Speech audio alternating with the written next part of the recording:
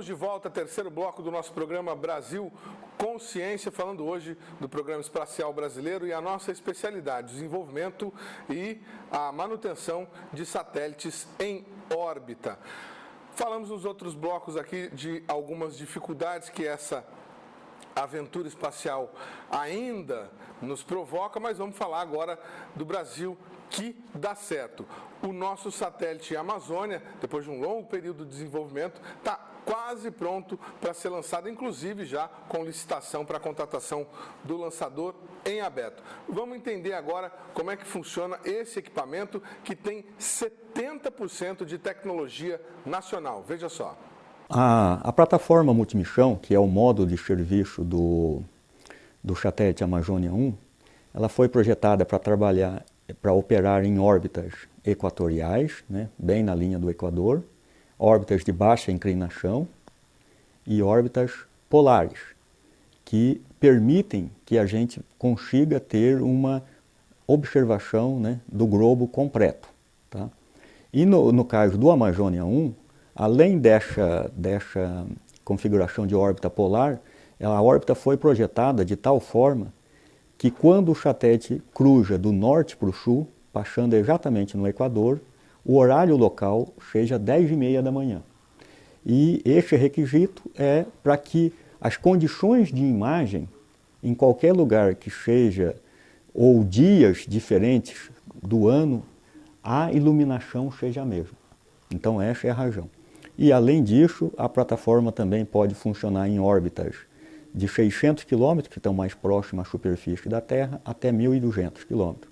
Pode ter apontamento para a Terra ou apontamento inercial para missões científicas também.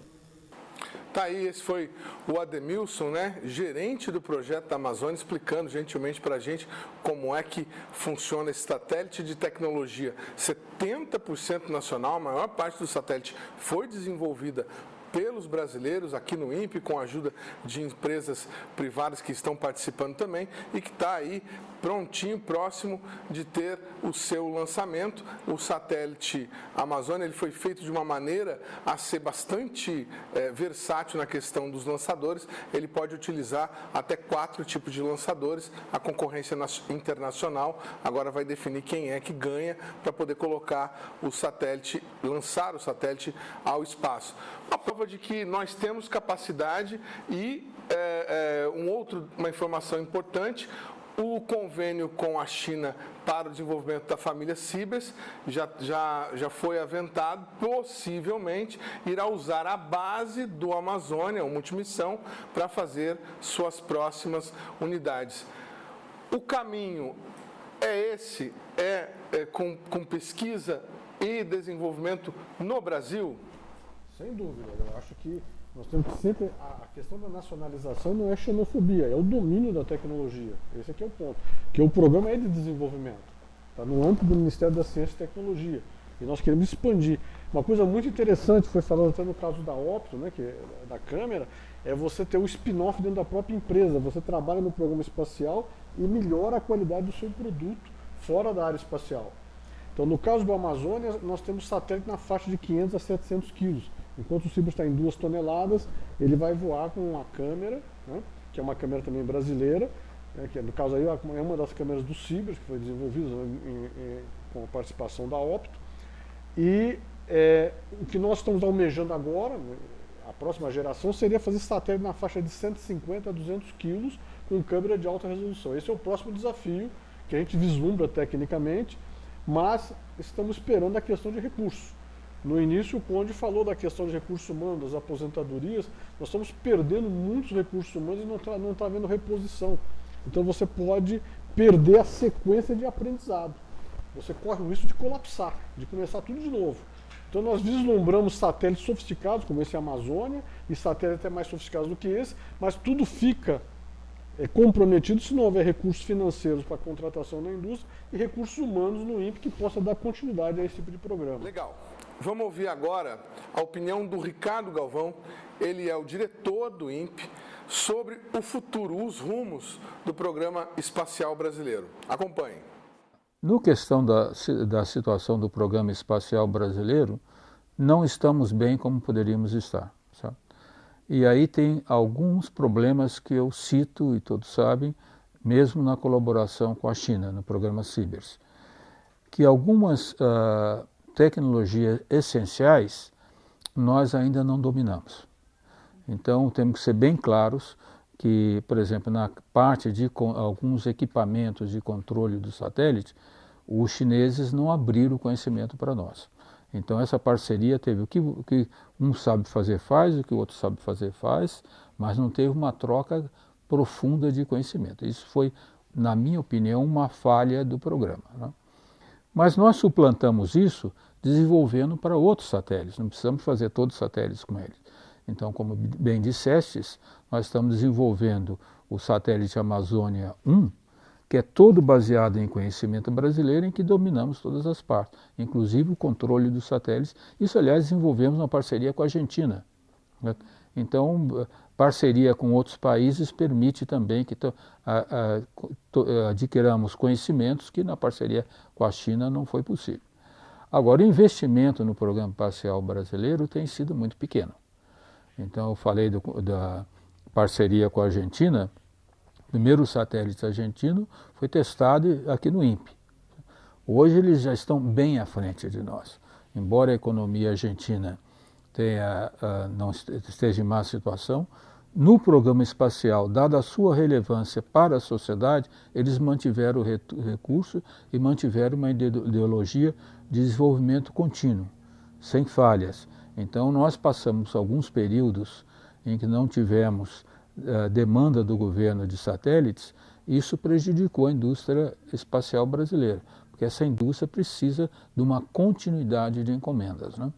Isso nós não estamos bem. Acontece que tem uma tendência mundial agora de evoluirmos para satélites menores, certo? Satélites até de 200 quilos. Então o INPE, por exemplo, agora está trabalhando para desenvolver uma plataforma para esse tipo de satélite, até 200 quilos. E qual é o aspecto importante disso? Ao invés de fazer um grande satélite, que demora 5, 6 anos para desenvolver, nós podemos agora caminhar para desenvolvimento de satélites até 200 quilos, por exemplo. E esses satélites poderiam ser desenvolvidos pelo INPE, pela indústria, com maior continuidade de encomendas. Então não teríamos uma grande demanda, mas teríamos uma demanda contínua que daria possibilidade às empresas de manter todo o pessoal qualificado que tem perdido, né? Uma empresa que tem uma encomenda de um satélite não pode esperar 5 anos para ter outra encomenda. Vai manter seus funcionários como? Manter o conhecimento como? Então esse é um programa que agora nós estamos esperando que com a reformulação do Programa Espacial Brasileiro e de sua governança, nós podemos realmente consolidar no país um programa espacial em que tenha grande participação da indústria nacional. Alô Brasil, estamos perdendo para a Argentina, né? O brasileiro não gosta de perder para a Argentina que no seu primeiro de satélite precisou utilizar o nosso INPE para fazer teste. Agora, como diz o diretor da instituição, estamos aí atrás deles nesse desenvolvimento científico. O que falta, né? Nós precisamos fazer aí uma carta dos brasileiros pela indústria aeroespacial. Seria o caso da gente tentar fazer um projeto de iniciativa popular? O que a gente precisa fazer para que a população entenda, compreenda e aceite, passe a cobrar a importância de investimento nessa área? Olha, uma vez eu estava na Câmara dos Deputados e tinha lá um professor falando sobre mais ou menos essa questão, e eu lembro que ele fez uma citação do Thomas Hobbes no seu livro Leviatã, que diz o seguinte: a ciência é um fraco poder, porque ela só existe naqueles que já a detêm em grande quantidade. Ou seja, nos próprios cientistas. Ela só é reconhecida por quem já é da ciência. É um trabalho insano. Eu não acho que nós vamos convencer a sociedade que isso é importante. Eu acho que nós temos que convencer quem decide. Vai ser de cima para baixo. Porque nós temos um problema tão terrível na educação do Brasil. Você convencer de outras coisas mais simples, eu acho que você já não consegue. Quanto mais convencer de programa espacial, programa nuclear. Isso tem que ser vontade de governantes e sucessivos governantes.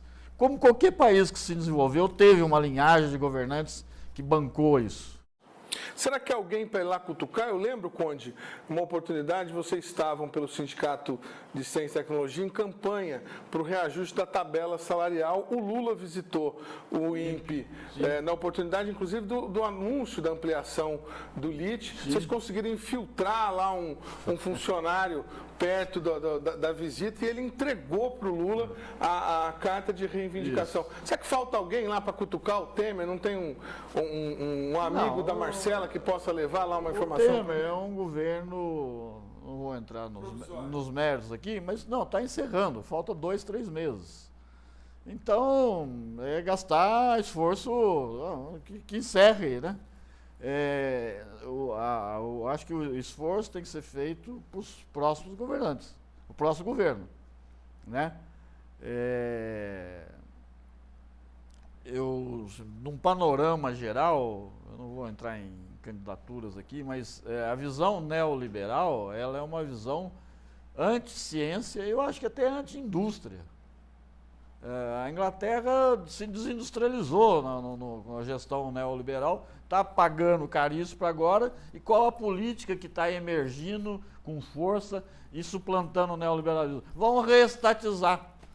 Volta para o Estado que era o malvado, que era o incompetente, que era o mau gestor, porque a iniciativa privada não é nem ruim, ela não existe. É o fracasso industrial da Inglaterra. Então, nós temos que afastar qualquer governo neoliberal. O governo neoliberal é um desastre total, não é só para a população que sofre o primeiro impacto, acaba sendo para a economia geral, e muito pouca gente, que são altamente rentistas, vão ter lucro. Por que eu vou pegar um país inteiro, arrasar com o futuro, para 20, 30, 50 pessoas falarem, olha, eu ganhei uma fortuna esse ano. Mas é para isso que nós somos país? Né?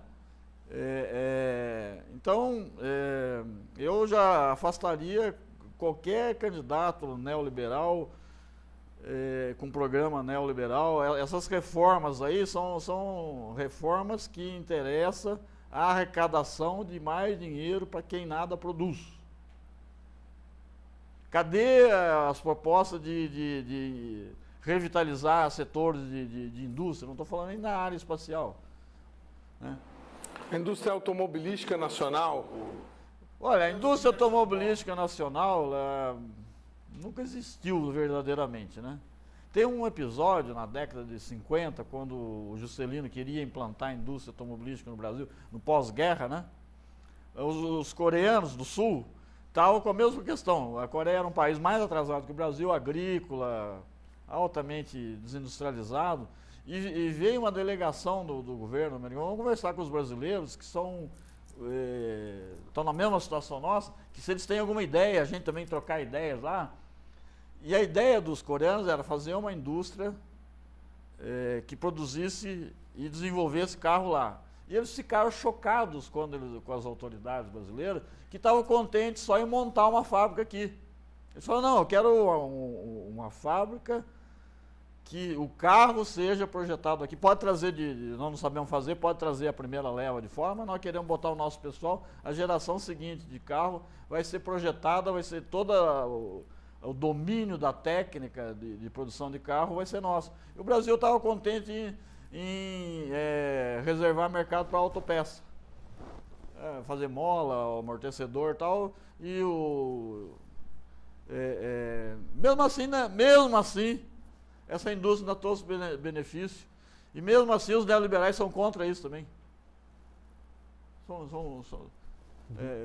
Então, agora eu tenho um certo otimismo, para finalizar, né? é que as pessoas cansam de apanhar. Tá doendo muito continuar errando. Acho que eu vou fazer errado e acertar. Amaury, você quando observa a indústria aeroespacial brasileira, depois de ter dedicado a vida toda a esse propósito dentro do INPE, você sente orgulho ou você sente tristeza? Realmente, dedicado a vida inteira, o que eu vejo é o seguinte, que fazer a tecnologia não é o problema, certo? O orgulho que eu sinto de, por exemplo, o Cibers 4 está em órbita, com câmeras brasileiras, mostra que nós somos um povo que temos competência e isso é respeitado no exterior. Eu fico triste pela pouca valorização que isso traz. Parece alguma coisa trivial, e não apenas trivial, há pessoas que chegam a duvidar, mas vocês fizeram mesmo, assim, nesse sentido, eu já ouvi perguntas desse tipo, porque está muito na baixa autoestima que nós temos no nosso programa.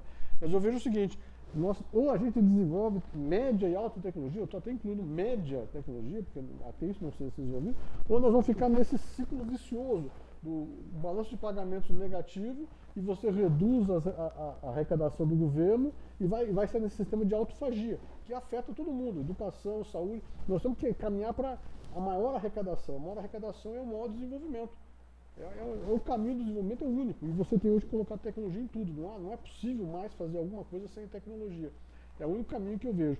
Então eu sinto tristeza porque já era tempo de termos percebido isso. Fico alegre porque ver que os esforços que nós fizemos tiveram um bom resultado. Quer dizer, mostra para a geração mais nova que é possível fazer tecnologia. Isso não é o problema, não. Legal.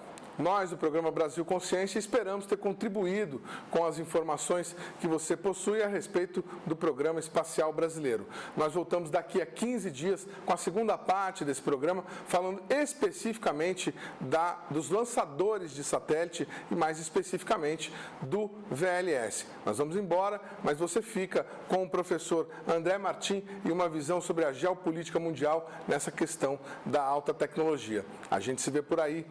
Tchau. Até poucos anos atrás, 2, 3 anos atrás, havia duas geoestratégias mundiais, uma grande disjuntiva. Os americanos com um projeto de ordem mundial monopolar, liberal, comandado por eles, e as outras potências todas, negando isso, o controle do mundo pelos Estados Unidos, mas sem um concerto entre elas. Uma multipolaridade sem planejamento, de um lado, versus uma monopolaridade planejada de outro. E de 2, 3 anos para cá surgiu uma terceira situação. Por quê? Porque os Estados Unidos foram perdendo capacidade para impor o seu projeto monopolar. O que prova que a tendência histórica realmente dominante é a multipolaridade. Só que, nessa multipolaridade, no ascenso de novas potências, a China se destacou tanto que hoje o mundo, na verdade, tem uma terceira possibilidade sobre como será o futuro. Ou seja, um futuro controlado pelos chineses. Kissinger diz que hoje eles disputam com a China a condição de os grandes assessores da humanidade. Quem será? Os Estados Unidos ou a China, segundo Kissinger. Ora, para um país como o Brasil, é óbvio e evidente que só interessa a multipolaridade. O Brasil não é pouca coisa. Ele tem condições tanto de massa crítica, de tecnologia, de capacidade intelectual e cultural, para ser um ator importante. Claro que ele, para chegar a isso, ele precisa resolver o seu problema interno com relação à sua elite e ao projeto que essa elite vai dar ao país. Nesse sentido, eu acho que nós estamos no limiar de uma nova situação, porque a burguesia brasileira deu mostras de que não é mais capaz de liderar o processo de industrialização. Então, o desafio para os sindicatos, para os trabalhadores em geral, é construir uma nova liderança que seja capaz de colocar o Brasil na perspectiva da multipolaridade. Essa nova liderança, na minha opinião, está surgindo. Ela envolve professores de todos os graus, artistas de todos os níveis também, e militares, porque são importantes os militares. Talvez por isso hoje eles estejam fazendo sucesso, porque eles são necessários realmente para a construção de uma ordem multipolar. Só que nós temos que trazê-los para o nosso campo, porque são os professores que devem dar a orientação ideológica e são os artistas que dão a identidade nacional. E os militares devem apenas proteger esse resultado. Esse é o desafio que eu vejo no momento histórico que o país está atravessando.